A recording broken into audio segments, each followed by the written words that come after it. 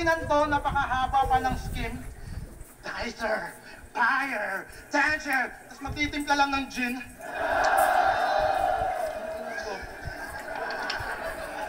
Nalasing ako, paikot-ikot mo. Ayos ka. Yo! Yung mga all gods ay kinall out ng coops na yan. Eh mga wala na yun sa prime para masabing who's the man. O baka para maka-shortcut. Tus ka dyan. Maghahamon na lang mga thunders pa. Sus naman! Kasi yung mga hinamon nitong engot, di na maka-all out par, tipong lack of bar. Kaya ang dumating si Kratos na pang God of War. Marami yung nagsabi sa akin, ako daw ay alanganin, di ko kayang sumabay sa'yo. Pero kahit di mo man maamin, alam mong may tulog ka sa akin, kahit repin mo, palo. Kasi nakasabay na kita sa tournament. Kaso itong current nyo sa second round, kinapos agad yung rima. Habang sa finals by, naging present ay yung libram ng new era. Talagang panalo bawat linya, nagparte-parte sa kita. At kung tumalo sa'yo noon, ay binigyan ko pang partida.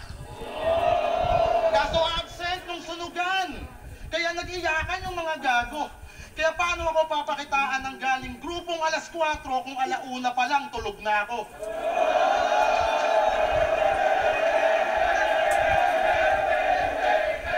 Ito ba yung nagtatawag ng all gods? Ito ba yung nagtatawag ng all gods? Tipong si Looney at si Apex yung hangad niyang sungkitin. Ikaw kaya mo lang magtawag ng all gods, ako kaya ko silang hindi siputin. Kaya ngayon, alam mo na, ano pinagkaiba natin? Ikaw tawag ng tawag sa kanila, sila naman tawag ng tawag sa akin.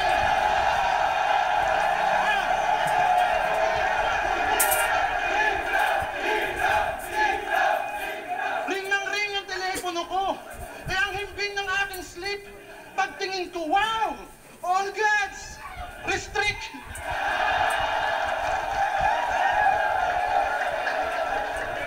Hoy, wala ka bang napapatunayan?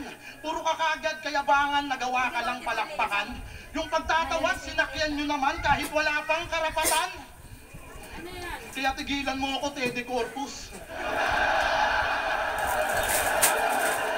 Kaya tigilan mo ako, Teddy Corpus. Uuwi kang may trauma at tulala. Nasa showtime ka ng iyong karir. Ngayon sa akin ka, mabubulaga. Summer later, rep and dame. Buong palo magre-react. Kasi di ako yung TVJ. Nasa palo masisibak. Train of thoughts yung kanyang porte at sandatang panggiba. Para sa kanya, napaka-special tang ina. What if madali lang gawin yung train of thoughts? Di naman sa pinag-overthink kita. Kasi siya daw yung bagong mukha ng flip top. Talaga?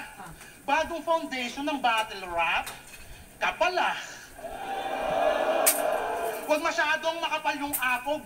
Hindi ka nakakatakot kahit pang balakid pa yung sinasalamin mo. Ibabad nyo to sa battle rap.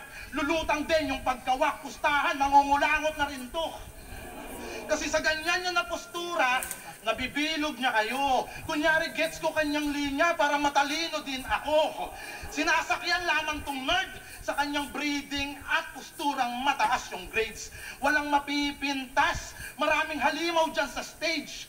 Huwag kang feeling mas, hindi nyo lang ma-appreciate kasi walang reading glass. Kaya kadalasan laban niya one-sided, di pa ba apparent? Nabubulag kayo ng reading glass, subukan nyo maging transparent. Ikaw yung bet nila sa comment na magbibigay sa akin ng lecture. Oo, mabigat nga daw tong current, pero iba ako pag na-pressure.